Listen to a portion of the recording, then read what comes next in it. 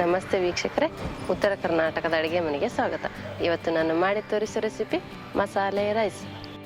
ಮಸಾಲೆ ರೈಸ್ ಮಾಡಲು ಬೇಕಾಗಿರೋ ಸಾಮಗ್ರಿಗಳು: ಮೊದಲನೇದಾಗಿ ಅರ್ಧ ಬೌಲ್ ಅಕ್ಕಿ, 1 ಕಪ್ ಉದ್ದ ಕಟ್ ಮಾಡಿರುವ ಈರುಳ್ಳಿ, ಅರ್ಧ ಟೀ ಸ್ಪೂನ್ ಸಾಸಿವೆ, ಅರ್ಧ ಟೀ ಸ್ಪೂನ್ ಜೀರಿಗೆ, ಚಿಟಿಕೆ ಅರಿಶಿನ ಪುಡಿ, 2 ರಿಂದ 3 ಚಕ್ಕರ್ ಮಗ್ಗು, ಸ್ವಲ್ಪ ಗೋಡಂಬಿ, 1 ಇಂಚಿನಷ್ಟು ಚಕ್ಕೆ, 3 ರಿಂದ 4 ಏಲಕ್ಕಿ, 3 ರಿಂದ 4 ಲವಂಗ, 1 ಟೀ ಸ್ಪೂನ್ ಶುಂಠಿ ಬೆಳ್ಳುಳ್ಳಿ ಪೇಸ್ಟ್, ಅರ್ಧ ಲಿಂಬೆಹಣ್ಣಿನ ರಸ, ರುಚಿಗೆ ತಕ್ಕಷ್ಟು ಉಪ್ಪು, 1 ಟೀ ಸ್ಪೂನ್ ಅಚ್ಚ ಖಾರದ ಪುಡಿ, 2 ಟೀ ಸ್ಪೂನ್ ಮಸಾಲೆ ಖಾರ, ಸ್ವಲ್ಪ ಕೊತ್ತಂಬರಿ, ಸ್ವಲ್ಪ ಕರಿಬೇವು. ಒಗ್ಗರಣೆ ಮಾಡಲು ಎಣ್ಣೆಯನ್ನು ತೆಗೆದುಕೊಳ್ಳಿ.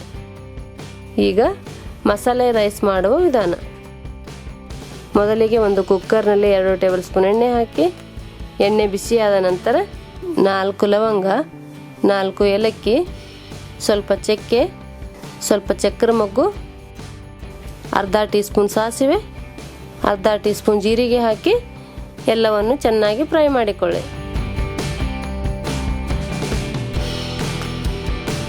ಈ ರೀತಿ ಫ್ರೈ ಆಗುತ್ತಿದ್ದಂತೆ ಉದ್ದ ಕಟ್ ಮಾಡಿರುವ ಈರುಳ್ಳಿ ಹಾಕಿ, ಸ್ವಲ್ಪ ಕರಿಬೇವು ಹಾಕಿ, ಸ್ವಲ್ಪ ಗೋಡಂಬಿ ಹಾಕಿ, 1 ಟೀ ಸ್ಪೂನ್ ಶುಂಠಿ ಬೆಳ್ಳುಳ್ಳಿ ಪೇಸ್ಟ್ ಹಾಕಿ ಚೆನ್ನಾಗಿ ಹುರಿದುಕೊಳ್ಳಿ.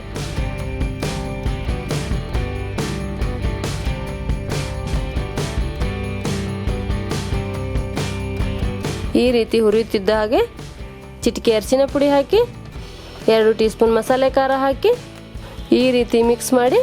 ನಿಮಗೆ ಇನ್ನೊಂದು ಸ್ವಲ್ಪ ಖಾರ ಬೇಕೆನ್ನುವುದಾದರೆ 1 ಟೀ ಸ್ಪೂನ್ ಅಚ್ಚ ಖಾರದ ಪುಡಿ ಹಾಕಿ, ತೊಳೆದಿರುವ ಅಕ್ಕಿಯನ್ನು ಹಾಕಿ,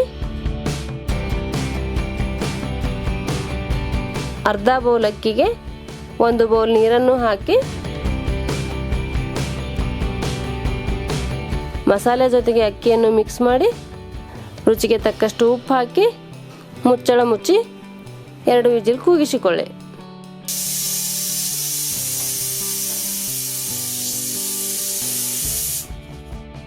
ಎರಡು ವಿಜಿಲ್ ಆದ ಮೇಲೆ ಕುಕ್ಕರ್ ತಣ್ಣಗಾದ ನಂತರ ಓಪನ್ ಮಾಡಿ, ಸ್ವಲ್ಪ ಲಿಂಬೆಹಣ್ಣಿನ ರಸ ಹಾಕಿ, ಸ್ವಲ್ಪ ಕೊತ್ತಂಬರಿ ಹಾಕಿ ಮಿಕ್ಸ್ ಮಾಡಿದರೆ ರುಚಿಯಾಗಿರುವಂಥ ಮಸಾಲೆ ರೈಸ್ ಸವಿಯಲು ರೆಡಿ.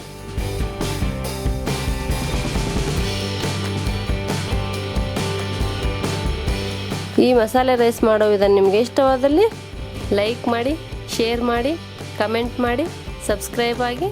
ಧನ್ಯವಾದಗಳು.